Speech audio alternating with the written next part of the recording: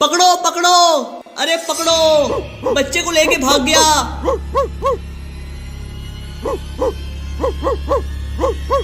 अरे क्या हुआ भाई, सुबह सुबह ये अपने गांव में शोर कैसा? अरे किसी के घर में चोरी या डकैती हुई है क्या?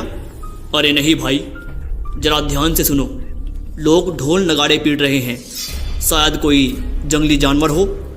पंडित ज्ञानचंद उधर से ही आ रहा है, चलो उसी से पूछते हैं।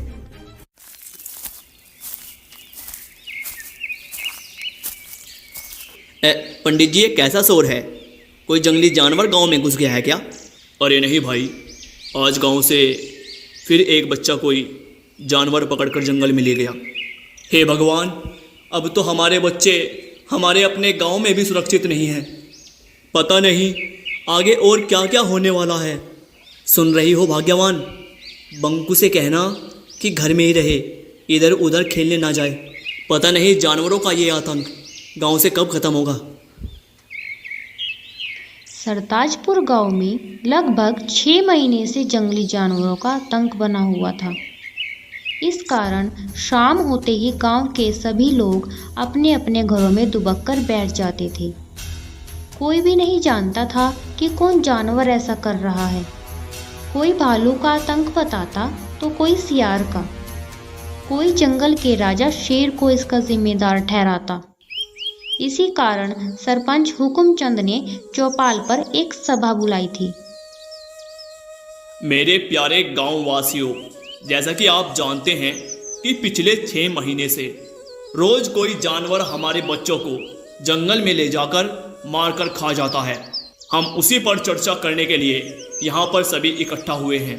सरपंच जी, आए दिन हमारे गांव से बच्चे गायब हो रहे हैं। अगर ऐसे ही चलता रहा तो एक दिन हमारे गांव से सारे बच्चे गायब हो जाएंगे। हमें कुछ ना कुछ तो करना ही होगा।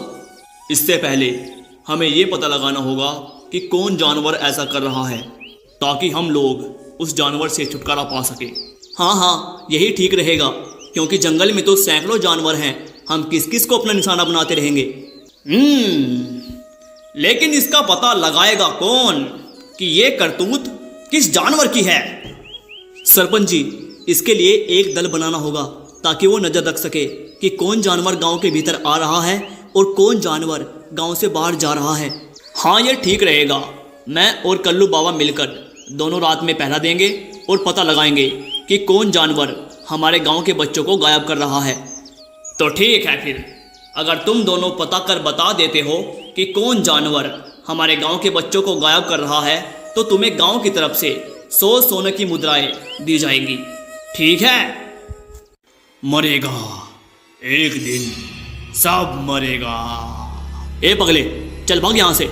जब से हमारे शमशान में रहने आया है, तब से ही हमारा गांव समस्याओं से घिरा है। भूगा एक अजीब सा डरावना व्यक्ति था, जो पिछले 6 महीने से शमशान में आकर रहने लगा था। कई बार शमशान के कुत्तों को मार कर खाते हुए देखा गया था। कुछ लोग इसे ओघर बताते थे।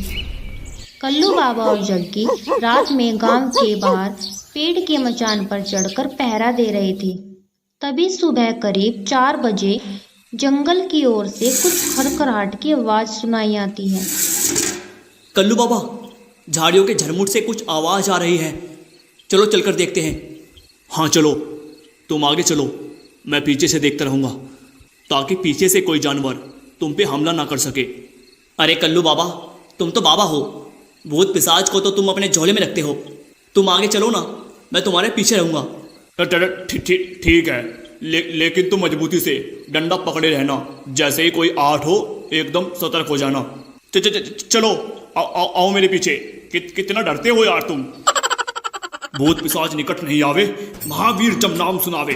भूत पिशाच निकट नहीं आवे, महावीर जब नाम सुनावे। तभी जग्गी के पैरों में कुछ लताएं उलझ जाती हैं, जिन्हें निकालने के लिए जग्गी कल्लू बाबा के कंधे पर हाथ रखकर रोकता है। कल्लू बाबा को लगता है कि कोई भूत उसे पकड़ रहा है। वो चिल्लाते हुए भागने लगते हैं। भूत, भूत, बचाओ, बचाओ।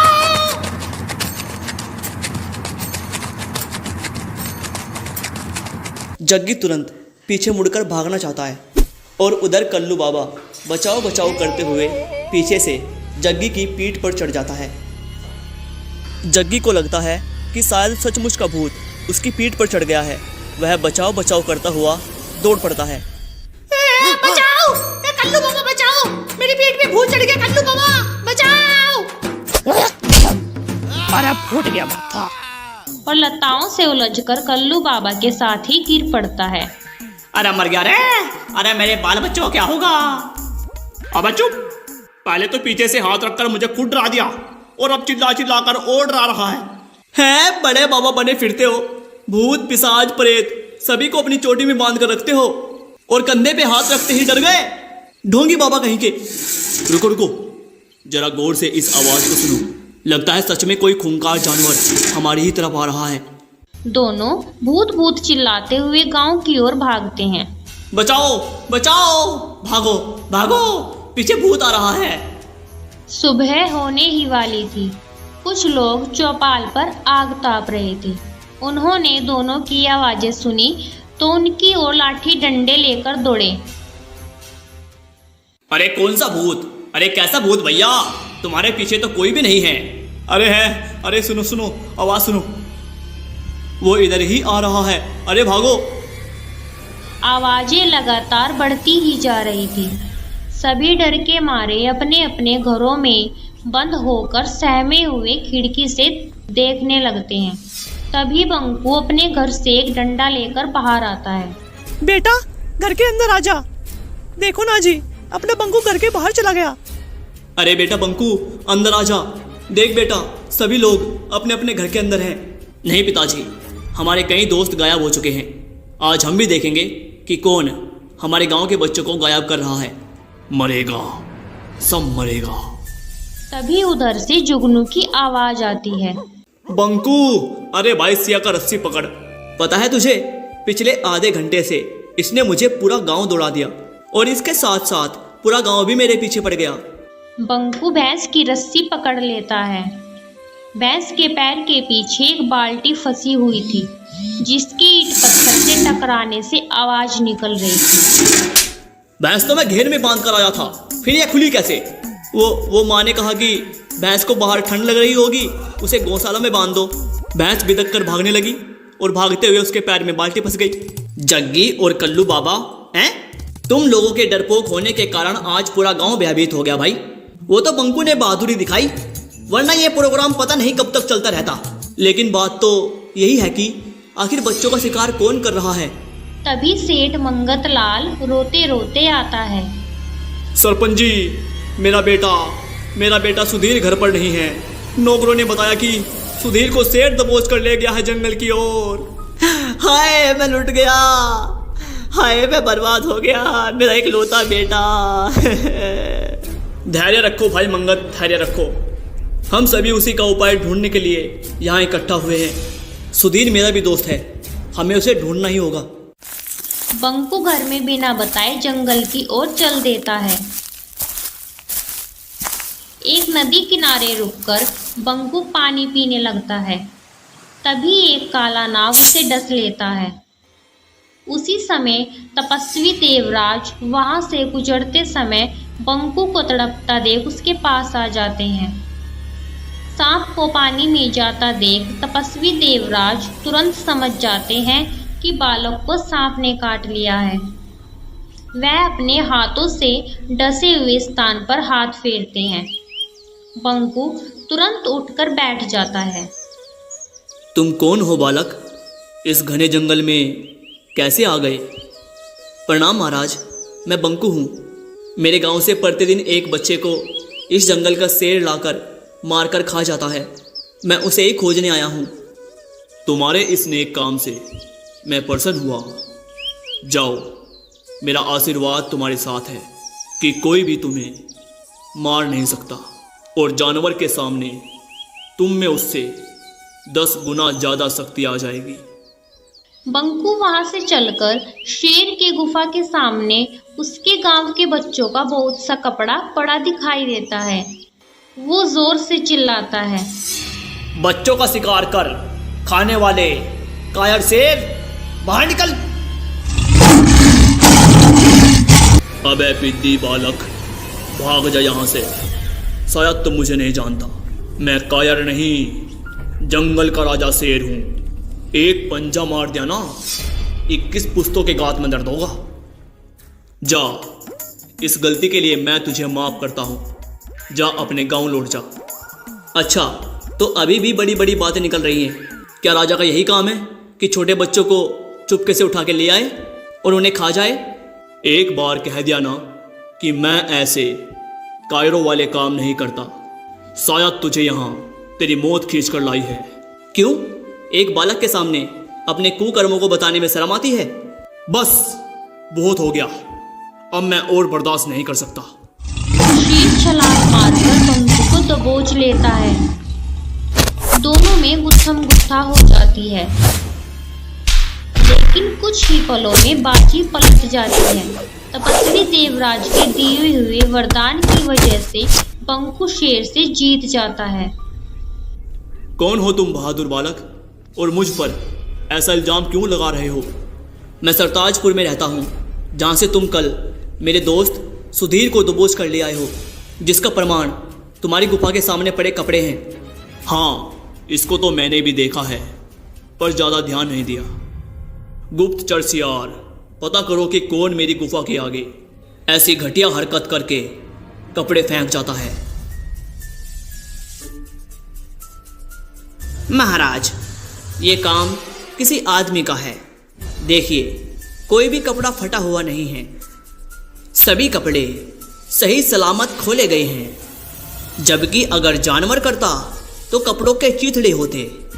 देख लिया, कोई मुझे बदनाम करने की कोशिश कर रहा है। ठीक है, मैं समझ गया महाराज, ये घटिया काम आपने नहीं किया है, मुझे माफ़ कीजिएगा।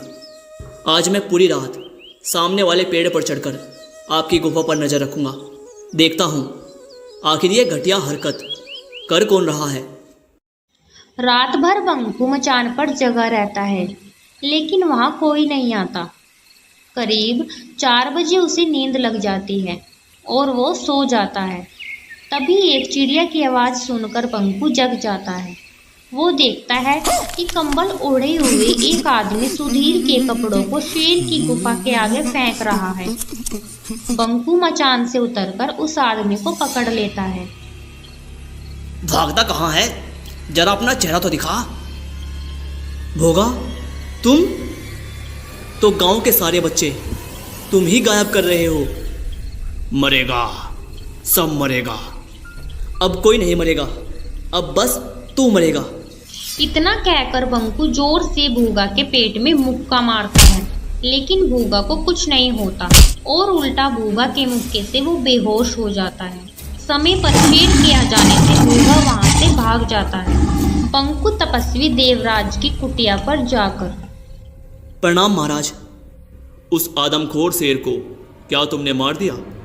नहीं बाबा, आदमखोर शेर नहीं, आदमखोर शमशान में रहने वाला भोगा है।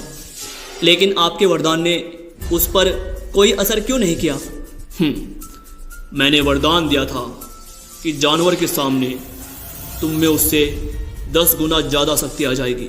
ये आदमी पर लागू नहीं होता। बाबा, उस भोगा में तो बहुत शक्ति है, उसे परास्त करना बहुत मुश्किल है। भोगा ने एक ऋषि को खाने में मांस दे दिया था, तब ऋषि ने उसे शमशान का मांस खाने का श्राप दे दिया था। उसको मारने का क्या उपाय है महाराज?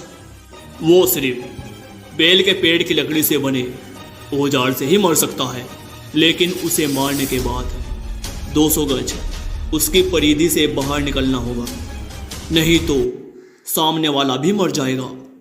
बंकू बेल के पेड़ की लकड़ी को नुकीला करके भाला बना लेता है और चीते पर बैठ शमशान पहुंच जाता है। आ गए, आज तुझे तेरी मौत यहाँ खींच कर लाई है। अभी तुम्हारे दोस्त सुधीर को ही खाने जा रहा था, लेकिन अब पहले तुझे खाऊंगा। चीते, भाग जा, नहीं तो तू भी मारा जाएगा। पहले तू बच के दिखा। बंकू भाले से कई बार वार करता है, लेकिन भूगा को कुछ नहीं होता। ये ले, ये ले, ये ले, ये ले। बालक, हो गई हसरत पूरी। अब तू मेरा शिकार बनेगा। तभी अचानक तपस्वी देवराज वहां प्रकट होते हैं। बंकू, भाले को उसके नाभि में मारो। ये ले। जैसे ही भूगा की नाभि में भाला मारता है, एक विस्फोट होता है। बंकू तुरंत चीते पर बैठकर 200 गज दूर हट जाता है। भूगा का शरीर वहीं भस्म हो जाता है। बंकू को सुधीर के साथ आते हुए देखकर गांव वाले खुशी से उछल पड़ते हैं। सेठ मंगतलाल और सरपंच हुकुम सिंह बंकू को इस कार्य के लिए 500 स्वर्ण मुद्राएं देते हैं।